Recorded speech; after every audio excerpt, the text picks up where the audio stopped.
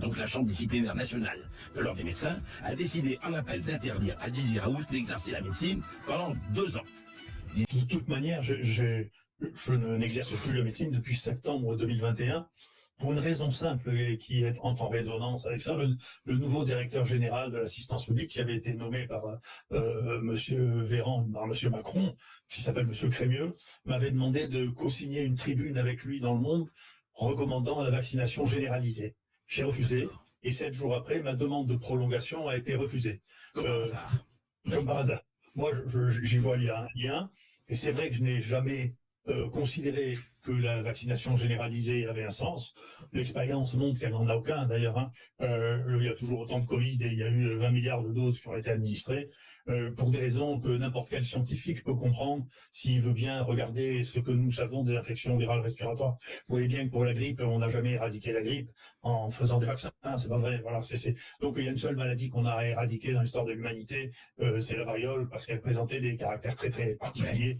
Pour les autres, on n'a jamais réussi à éradiquer le virus. Donc, je suis intéressé parce que la première partie, c'est il fallait pas donner des hydroxychloroquine. Alors, c'est intéressant parce que moi, j'aime bien, vous savez, comment vous dire, dans toute cette histoire, il y a une quantité de choses qui sont tellement distantes de la réalité que je connais. Je sais bien qu'il y a ce qui est très très intéressant, que je regarde avec beaucoup de gourmandise. Je me demande comment ils vont s'en sortir. C'est que ce qui me reproche à la fin, c'est-à-dire de ne pas avoir fait la promotion de la vaccination généralisée et de ne pas avoir dit que le confinement avait un sens, c'est la même chose que dit maintenant le ministre de l'Enseignement supérieur et de la Recherche actuelle. Oui, c'est vrai.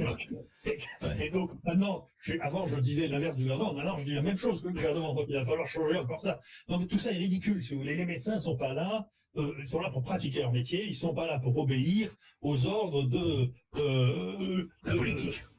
Oui, le médecin, le général de Gaulle aurait dû dire des juristes de circonstance. Ouais, c'est ça. C'est-à-dire que il s'est passé un revirement progressif, si vous voulez. La France déteste. Il y a des gens qui disent être l'élite, qui pour moi n'ont rien à voir avec l'élite, qui détestent l'élite, qui haïssent l'élite. Moi, dans mon métier, les meilleurs sont partis de France déjà. Que dans ce monde et dans cette crise, vous savez, ça fait plus de 20 ans que je suis le microbiologiste le plus cité au monde. Je fais partie des 2 premiers, je suis le 2e hélas, des scientifiques français, tout domaine confondu, les plus cités. D'accord. Et que les gens disent que c'est Véran qui n'a rien foutu dans la science de sa vie, mais fait que magouiller cet homme, et on le voit bien d'ailleurs, que son métier c'est de retourner à la magouille avec les labos. Enfin, au bout d'un moment, il faut regarder les choses. Il lui a succédé une jeune femme très sympathique, mais qui était secrétaire médicale, et qui est maintenant nommée à l'IGAS, après avoir été ministre pendant quelques semaines, avant de se faire battre aux élections. Et puis, on a mis un ministre qui lui était médecin, qui avait fait sa thèse au miracle sur l'hydroxychloroquine, montre que ça n'était pas toxique aux doses auxquelles je l'utilisais, et vous savez, Albert a publié son dialogue avec Monsieur Brown sur sa thèse, et quand il lui a dit, mais comment ça se fait que vous n'ayez pas vu que l'étude anglaise auquel vous faites référence utilisait des doses toxiques, il lui a répondu, il n'avait pas lu les protocoles. Le ministre lui a répondu ça. Il n'avait pas lu les protocoles, oui. Vous voyez avec qui on est obligé de discuter, c'est incroyable. Moi, je discutais avec Véran quand il me parlait encore, quand je l'ai alerté, j'étais le premier à alerter sur le fait que ce virus mutait plus que ce qu'on l'imaginait. Il m'a regardé, il était à 1 mètre de moi, il m'a dit, ce virus ne mute pas. Il a jamais vu une séquence de sa vie. Moi, j'ai été le premier laboratoire de microbiologie au monde à avoir un séquenceur automatique à 92. Vous vous rendez compte que ces gens nous disent à nous ce qui est. Et donc, cette absolue folie de penser que l'autorité administrative donnée à des oiseaux remplace la connaissance est quelque chose qui fait peur. Mais vous rendez pas compte l'appétit que peut donner d'avoir une épidémie qui arrive avec un virus inconnu. Alors ça soulève des appétits qui sont extraordinaires. Et si vous dites aux gens que vous n'allez pas pouvoir manger de ça, honnêtement, vous créez, si vous voulez, une faim de loup.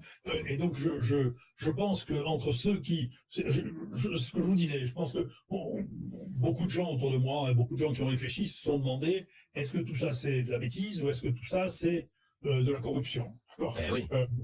C'est une vraie question. Et donc je suis convaincu qu'il y a un peu les deux. Et qui est difficile de faire la part des uns et des autres. Mais Bill Gates, je sais que Boris Toussaint m'a dit que j'étais complotiste de dire ça, mais enfin, Bill Gates paye 18% du financement de l'OMS. Donc l'OMS est acheté Bill Gates. Le troisième donateur, c'est une association de l'industrie pharmaceutique. C'est-à-dire, moi j'ai appris ça quand j'étais petit, si vous voulez.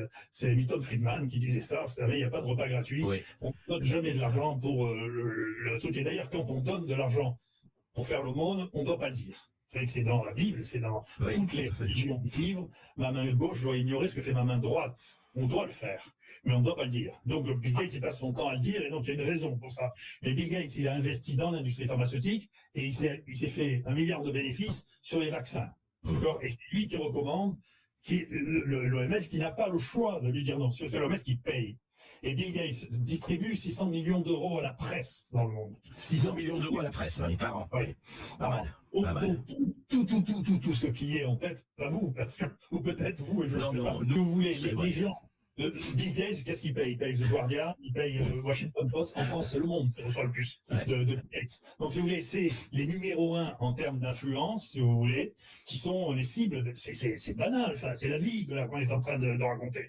Et donc, il y a ce mélange, des gens qui sont nommés, qui sont pas compétents, qui sont entourés de gens qui sont pas plus compétents. Ce qui est très inquiétant, c'est que les garde-fous de la politique, c'est-à-dire les grands corps de l'État, sont de plus en plus remplis de gens qui ne sont pas compétents non plus. C'est-à-dire quand ils ont échoué dans leur poste, on les met qui au Conseil d'État, qui à la Cour des comptes, qui à l'IGAS, d'accord? Et après, c'est eux qui vont vérifier. Nous, quand on a reçu les gens de l'IGAS, mais le niveau technique de ces gens-là fait peur. C'est inquiétant. La direction là de la NSM qui nous a persécutés, Madame Ratignier, l'Agence nationale de santé, oui.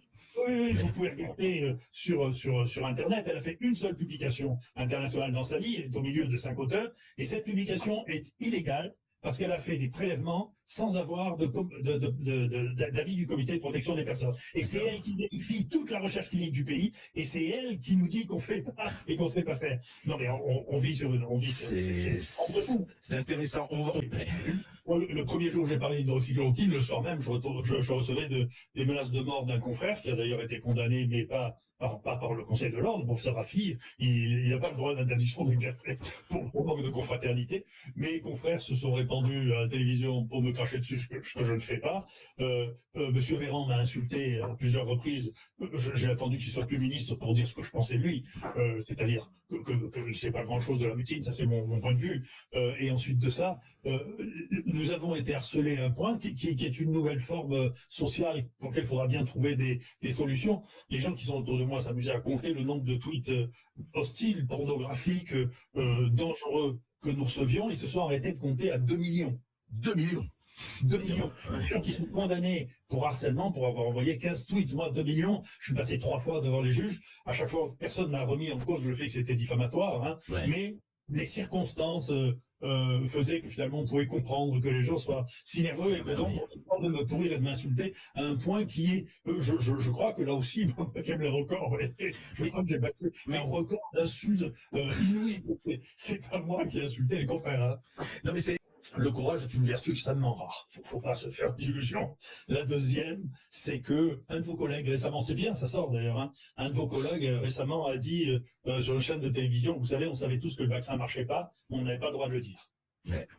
Oui, ce qui est extraordinaire. Et une autre personne. Qui est journaliste, le fait d'avouer qu'on n'avait pas le droit de dire ce que l'on savait, parce que c'était interdit par le gouvernement, et c'est le gouvernement qui subventionne toutes les télévisions.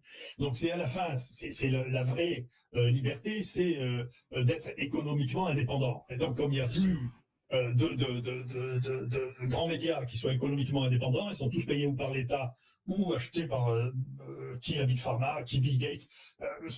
C'est difficile et vous voyez bien qu'il existe maintenant. C'est sûrement la chose qui me fait le plus de peine et qui m'inquiète le plus. Ça fait bien longtemps que les gens non plus, je m'excuse de vous dire ça, parce que vous êtes un média raisonnable, mais un médium, pour dire la vérité, raisonnable. Les gens n'avaient déjà aucune confiance dans les journalistes et les hommes politiques. Hein. Ça fait, si vous regardez, on les plus maintenant les sondages sur l'estime des gens par métier, parce que personne ne voudrait payer compliqué. Ouais. On dirait que les pires, de toute manière, les plus détestés, c'est les hommes politiques et les journalistes. Mais nous, les médecins et les chercheurs, c'était nous qui étions les préférés. Eh bien, là, cette crise a cassé ça. C'est-à-dire que il y a une perte de confiance d'une partie de la population pour les messages officiels de la médecine, et il y a une perte de confiance chez les chercheurs. Pourquoi? Parce qu'ils se sont rendus compte qu'un certain nombre d'entre eux avaient des rapports qui étaient incestueux avec l'industrie pharmaceutique, parce qu'il y en avait qui avaient tellement peur qu'ils n'osaient plus parler. Et donc, ce qui restait de confiance-là a disparu. Et la réponse à ça, c'est une réponse très très inquiétante que vous connaissez. Il y a un jeune pompier, là, vous savez, qui avait refusé de se faire vacciner, qui, pour être repris, a fait un faux pass et qui vient de gagner son procès pour pouvoir rentrer malgré ce faux pass. Parce que, si vous voulez, ce qui va répondre aux ordres imbéciles, c'est la désobéissance civile, et la justice va reconnaître que la désobéissance civile est justifiée quand on vous oblige à faire des bêtises. Voilà. Oui, Donc ça, c'est un tournant social, ça. Hein, c'est-à-dire qu'il faut faire attention, il ne faut pas trop jouer avec ça. Il ne faut pas généraliser, c'est grave, c'est vrai. C'est gravissime. La société, elle tient par un consensus social. Si la manière dont les décisions ont été prises, il n'y a pas qu'en France qu'elles ont été prises. Boris Johnson a été complètement cinglé aussi. Quand il expliquait comment il a pris la décision du confinement, que nous avons imité, hein, il l'a prise parce que sa copine d'Écosse l'avait prise et qu'il ne voulait pas la vexer. C'est écrit tout ça. Donc, si vous voulez, au bout d'un moment, il va bien falloir qu'on remette tout ça en place et qu'on dise, écoutez, je pense que le troisième pouvoir habituel doit vraiment être indépendant. C'est-à-dire que je pense qu'il faut trouver un mécanisme pour que la justice soit totalement indépendante du garde des Sceaux et totalement indépendante de la politique. C'est peut-être stupide, mais ça existe. C'est peut-être utopique, mais ça doit se faire, absolument. Voilà, aux États-Unis, les juges sont élus.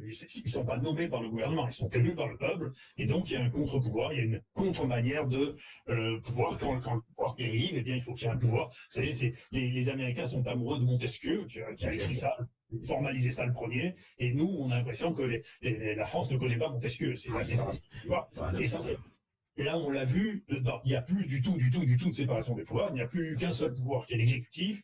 Le Parlement n'a servi à rien pendant toutes ces années, et la justice, écoutez, on se pose la question de connaître son indépendance. Il y a certainement des individus qui sont individus, et qui ont permis de faire sortir des affaires et de la chose, mais le flux général, tant que c'est les mêmes qui vous nommeront, qui assureront votre progression dans la carrière, qui tiendront les ficelles, bien entendu, vous n'aurez pas de liberté. Il faut qu'il y ait quelque chose d'autre. C'est tout le problème, et il faut que ce soit aussi valable pour les chercheurs, pour les scientifiques, pour toute la société civile. Si cette société civile n'est pas représentée, on voit bien ce qui se passe.